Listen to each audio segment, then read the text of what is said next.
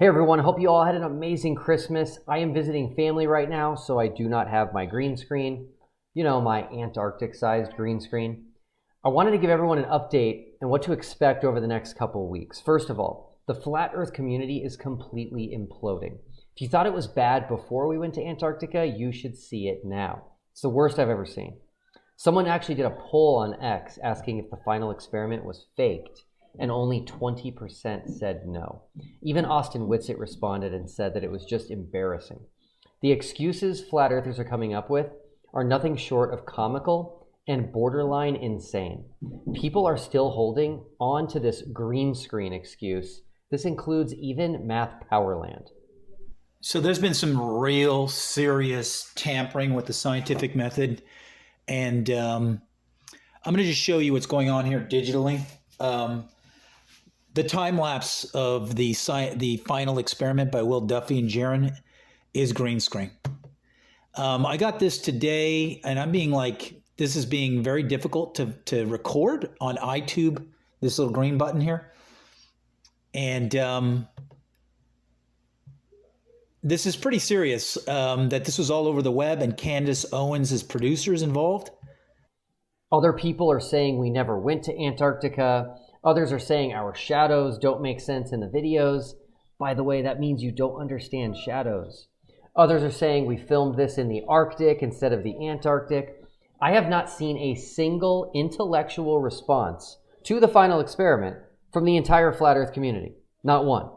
The closest I've seen to an actual intellectual, logical response to the 24-hour sun is this one, and it's not even an intellectual response.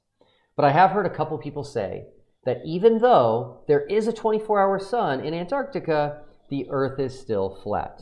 That's the absolute closest thing the entire flat Earth camp has come up with that is not an absolutely embarrassing response to the 24-hour Antarctic sun. And even that response is not rational. When the globe prediction comes true, the same globe prediction that you said for years would be wrong, the right thing to do is say that this means the globe might just be true. That's the only honest response.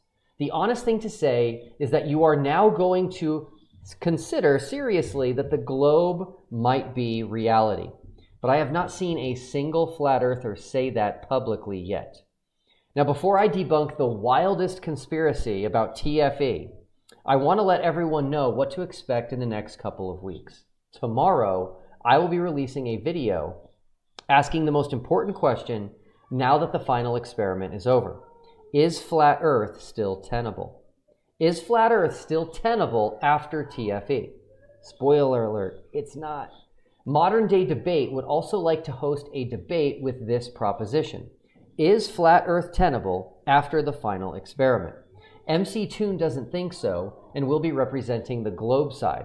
And they are looking for a flat earther who thinks flat Earth can survive TFE.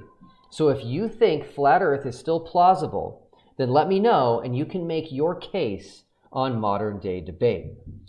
Starting next week, I will be releasing TFE's preponderance of evidence against flat Earth.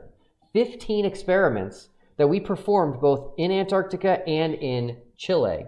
These 15 experiments are a preponderance of evidence against flat Earth, and they all prove the globe. You ready for this? Every single globe prediction associated with TFE came true. And every single flat Earth prediction associated with TFE was false. I'm not exaggerating. The globe side scored a perfect 100% score on their predictions, and flat Earth scored a big, fat goose egg. Okay, the wildest excuse I've heard so far comes from a YouTuber named King Nico. We are live from Crusaders of the Resistance headquarters. I am King Nico, and we are currently exposing the final experiment, Antarctica. A bunch of Freemasons traveled to an area which was supposedly Antarctica and somehow filmed a 24-hour sun, which is pretty much impossible on both models, the heliocentric and the geocentric model. He says we were actually in Antarctica, but once we got there to Antarctica, we went into a giant sphere of LED screens. I told you yesterday that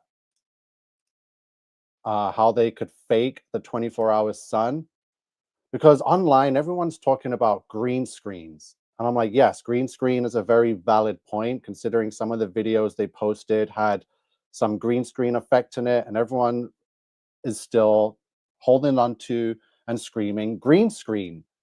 But how can you green screen the whole sky, right? So we're going to go and watch this 24-hour video again. And remember, I'm a video editor. I do AI. I manipulate video footage all day, like all the time. So I know what to look for. I have an eye for this stuff. And while watching some of these videos, I immediately saw that there's a separation between the sky and the floor, which is the staged setting here, where snow looks like it's been brought in. And there's a line here that goes pretty much all the way around the setting. So the sky, I'm saying, is not a green screen, but is actual LED screens, because they're standing inside of a sphere. So here's the sphere in Las Vegas, and the screens can show images on the outside and also on the inside. I'm going to debunk this wild attempt at discrediting TFE using some epic footage I got with my drone in Antarctica. I actually received special permission from DJI to fly my drone up to 1,500 meters, which is almost 5,000 feet high. Keep in mind that the $2.3 billion sphere in Las Vegas, which King Nico mentioned, is only 367 feet tall. The footage you are about to watch was taken almost 5,000 feet above Antarctica. And King Nico, you are incorrect that we filmed the 24-hour sun in a sphere. We actually filmed the 24-hour sun on a sphere. Enjoy.